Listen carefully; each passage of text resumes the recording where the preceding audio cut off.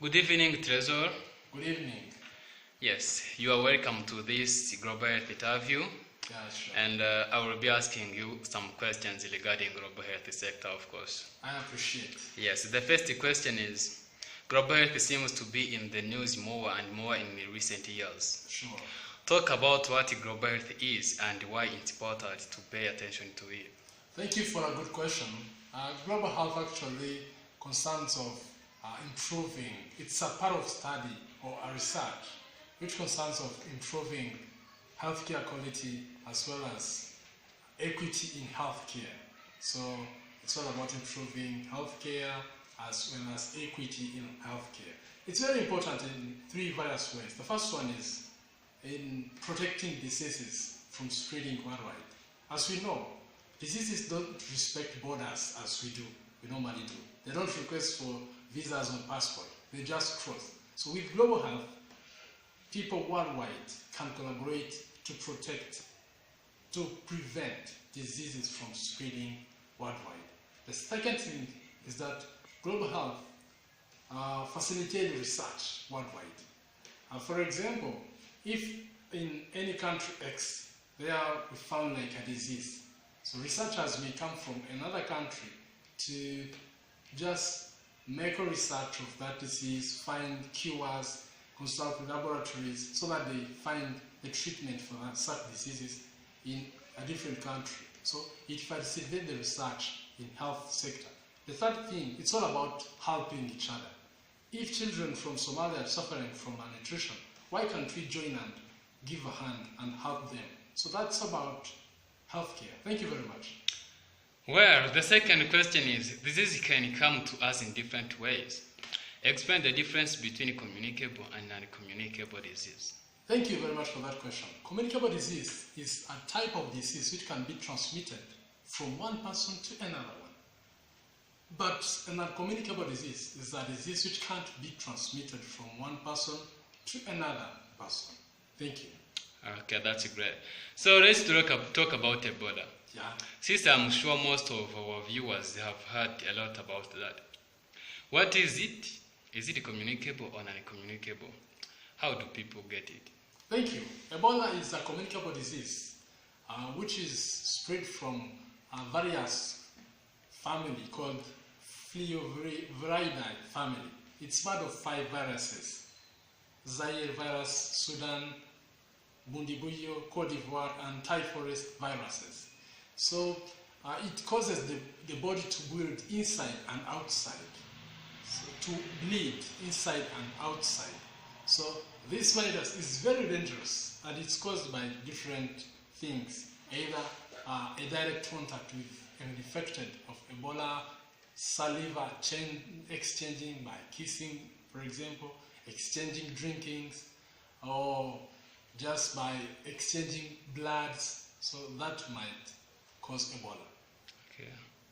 So what would raise a person's risk of getting Ebola? So there are various things that can raise people's risks of getting Ebola. First thing is the direct contact with either the deceased or the infected of Ebola. The second thing is the exchange of, like the blood exchange of someone infected and uninfected.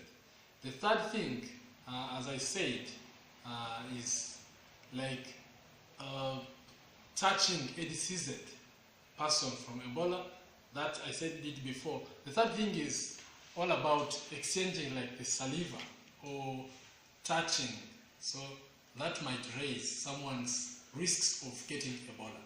Okay, so I wouldn't touch on someone's body if he's affected with Ebola? Sure, you can't. If you do so, you are infected directly. Okay, that's dangerous. Yes. So, to prevent or at least lessen the chance of getting Ebola, what should people do? People should first avoid contacting people deceased or infected with Ebola. The second thing is to avoid bush meats. The third thing is to wash hands frequently, every time. The fourth thing, if you are like in charge of treating those infected from Ebola, those people infected from Ebola, you have to use like those gears that can be able to help you just not being infected from Ebola. Thank you. Okay, that's cool. So outbreaks such as the one related to Ebola can generate a lot of rumors and misinformation and even panic about what the disease is, how it is transmitted, and how likely people are to get it. Talk about the need for educating people about facts versus myths. Thank you very much. It's very important to educate people to take decisions based on fact rather than on myths. The first, let me give an example. Like in Rwanda, there are people who think that Ebola can be transmitted from DNA. I mean, like if your parent has been infected from Ebola, his children will automatically be infected. That's not right. That's not right. It's a myth. The fact is that it's not right. So when you are born from a father who has been infected from Ebola, you can just be pessimistic in everything and say, I will die tomorrow. Instead, it's not right. So people should be educated to take decisions based on fact instead of myth. Because myth destroys things only, but facts generate like things that are constructive every day. Okay, so how about the complications that Ebola raises for the rights of travelers and the responsibilities of governments? Kaxi Hickox, for example, a nurse from Maine who returned to the States following a trip to West Africa in the fall of 2014, probably had quarantine-related restrictions thrust upon her, restrictions that she was very much against. Briefly, describe the difficulty of balancing individual rights and the governmental responsibility. Thank you very much. As you all know, people have rights to travel everywhere they want if they are not, if they have even committed like signs or crimes that ban them from traveling. So it's an individual right to travel everywhere you want. So, like balancing that, there is major difficulties in there.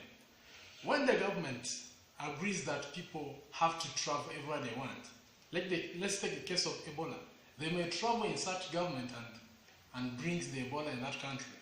And the country might spend more money trying to treat such disease than the money that those tourists or whatever brings in the country. So for me, I agree that the country should ban. When it comes to the case like for Ebola, the country should say no one is allowed to come into this country. Also, on the other hand, people would feel like less valued. Let's take an example of someone you mentioned. So she felt like she was discriminated because others are free to travel. Since you were coming from West Africa, they said you can't enter in the United States as you want. So that can be taken as a discrimination. But at both hands, the government should consider, should take the measure, like the big measure say, no one is allowed to travel. Ban that right, because the consequences are bigger than the interest that we might get when allowing people to travel around the world.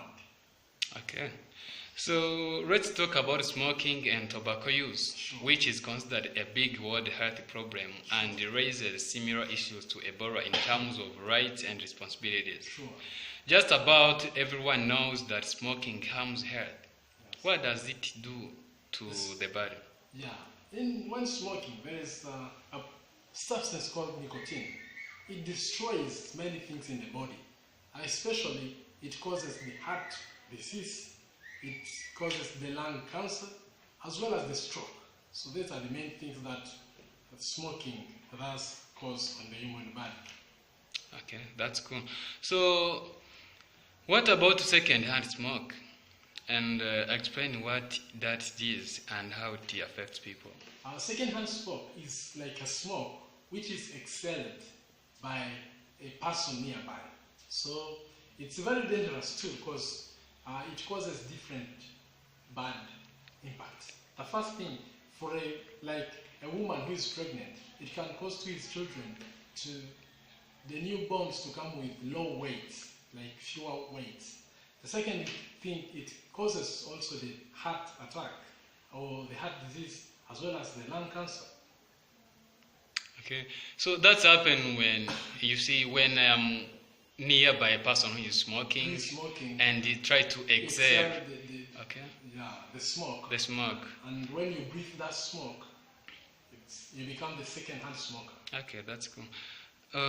So let's talk about the people who don't typically think of tobacco as a drug like heroin or cocaine, but the addiction it creates is strong, isn't it? Very sure. So should we think of tobacco use as a form of substance abuse? Sure, it's a form of substance abuse because, as I've highlighted, tobacco is very dangerous to our life.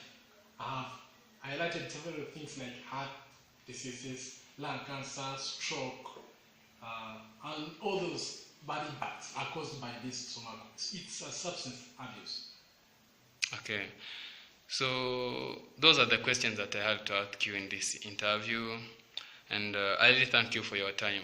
Thanks for inviting me. And I appreciate the information you have provided. I think people have got to know much information about tobacco. You see, then what the global health is generally. Yeah. That's great. Thank you for your time. Thank you very much for inviting me. I really appreciate it. Okay, good.